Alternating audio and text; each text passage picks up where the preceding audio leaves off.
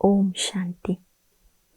हमारे सभी आदि रत्नों ने अथवा हमारी सभी वरिष्ठ दादियों ने अपने जीवन में सदा एक ही लक्ष्य रखा और वो लक्ष्य था फॉलो फादर। एक बाप को ही फॉलो करना है, एक बाप की ही श्रीमत पर चलना है, एक बाप से ही सुनना है और औरों को भी एक बाप का ही सुनाना है। और इसी लक्ष्य को साथ रखते वो सभी कर्मातीत बन गए। तो जैसे वर्तमान समय इस महीने का व्यक्त इशारा भी चल रहा है कि कर्मातीत और संपन्न बनने की अब धुन लगा दो, है ना, अपने अंदर एक लगन लगा दो। तो इसी लक्ष्य को ध्यान में रखते हुए आज हम सुनेंगे हमारी परम आदरणीय दादी जानकी जी के अमृत वचन अथवा अनमोल शिक्षाएं। दादी जी टॉपिक बता रहे हैं, आत्मा और शरीर दोनों को सतोप्रधान बनाना है तो दूसरों को देखने के बजाय बाबा ने जो किया वही करते चलो। आत्मा और शरीर दोनों को सतोप्रधान बनाना है तो दूसरों को देखने के बजाय बाबा ने जो किया वही करते चलो। और ये क्लास है 14 अक्टूबर 2006 का। जानकी दादी कहते हैं, हर पल जिसको बाबा की याद है वो कहाँ रहते हैं? बाबा की पलकों में।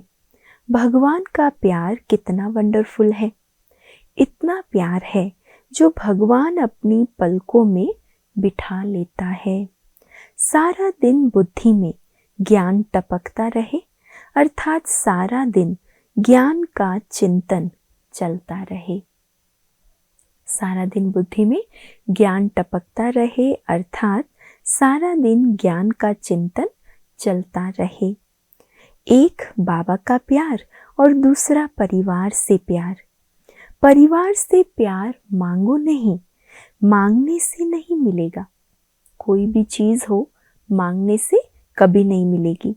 बाबा से प्यार मिला तो यहाँ आ गए, बाबा को देख करके बीके बन गए। पता नहीं था कि इतनी परीक्षाएं आएंगी, परंतु भेंट नहीं करते हैं। दुनिया में तो कितनी परीक्षाएं आती हैं, यहाँ की परीक्षा से घबरा जाते हैं। दुनिया में भी देखो, अगर कोई किसी से प्यार करता है तो उस प्यार के पीछे फिर कितनी परीक्षाएं देनी पड़ती है। तो हम सब ने भी तो भगवान से प्यार किया है, तो उसको हम देखते नहीं हैं कि दुनिया में कितनी बातें आती है। दुनिया में एक एक के अंदर का हाल तो पूछो, विचारों का हाल क्या है। उसकी भेंट में यहाँ कुछ भी परीक्षा नहीं है। दुनिया की तुलना में बाबा कहते यहाँ तो कोई परीक्षा नहीं है। परिवार से प्यार पाने के लिए आप खुद ज्ञान स्वरूप, शांति स्वरूप, प्रेम स्वरूप, आनंद स्वरूप, शक्ति स्वरूप बनो। क्या कह रही है दादी? परिवार का प्यार पाना है तो खुद ज्ञान स्वरूप, शांति स्वरूप, प्रेम स्वरूप, आनंद स्वरूप और शक्ति स्वरूप बनो। ये फाउंडेशन जिसका जितना मजबूत है तो वो प्यार मांगता नहीं है। मांगने वाला प्यार तो आर्टिफिशियल है ना। जो इस स्वरूप में है उसको स्वतः इस परिवार का, बाबा का प्यार मिलता रहता है। ऑटोमेटिक ईश्वर जितना प्यार कोई दे नहीं सकता। मैं हमेशा अपने से पूछती हूँ, मेरी जीने का पर्पस क्या है? मेरी पर्सनल लाइफ में क्या फायदा है और मेरे से औरों को क्या फायदा है?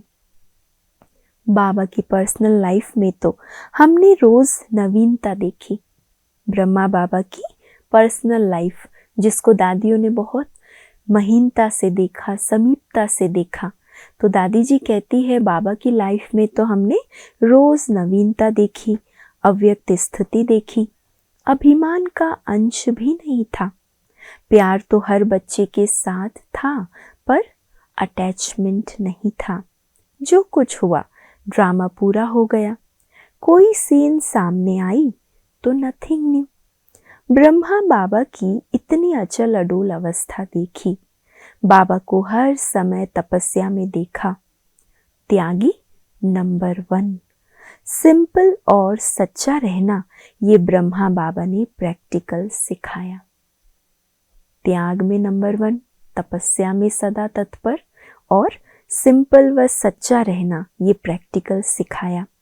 उसने कहा तुमको ऐसा बनना है, इसको फॉलो करो, और इसने कहा ऐसा बनना है तो उसको याद करो। शिव बाबा ने कहा फॉलो फादर, और ब्रह्मा बाबा ने कहा शिव बाबा को याद करो। तो प्रैक्टिकल साकार बाबा से हमको जो मिला वही आज भी मैं याद करती हूँ और वही करती हूँ। हर संकल्प और श्वास में बाबा के सिवाय और कोई की बात याद ही नहीं आती। देखो कमाल ऐसी याद करना नहीं पड़ता है, बाबा को देखा तो और कुछ याद आता ही नहीं है। कमाल क्या है, याद करना नहीं पड़ता लेकिन ऑटोमेटिक याद आती है। ड्रामा में अभी जो सेवा हुई फिनिश, अपनी स्मृति स्वरूप से याद दिलाने की पालना दी है, सेवा नहीं की है। प्राप्ति बता रही है पालना और पढ़ाई कैसे की है। प्राप्ति बताती है कि मुझे पालना किसकी मिली है। ईश्वरीय पढ़ाई जो पढ़ी है, जो सुना है, समाया है, वो जीवन में आया है। जो ईश्वर से पढ़ाई पढ़ी वो सुना भी, समाया भी और जीवन में लाया भी। हमारे जीवन के अनुभव से औरों को मिल रहा है। वंडर है ये प्राप्ति कितनी है। तो अनुभव ऐसा हो जो अनेक आत्माओं को उस अनुभव की शक्ति मिलती रहे। हमारी जीवन एक ऐसा अनुभव का खजाना बन जाए जो दादी कहती अनेक आत्माओं को उससे प्राप्ति और अनुभव होता जाए। हर रोज की मुरली में बाबा कुछ ऐसा सिखा देता है। हमारा बेड़ा तो बाबा ने पार किया, परंतु अभी हमारे संग में जो आए वो भी इस सच की नैया में बैठे तो उनका भी बेड़ा पार हो जाए। लेकिन वो कब बैठेंगे सच की नैया में?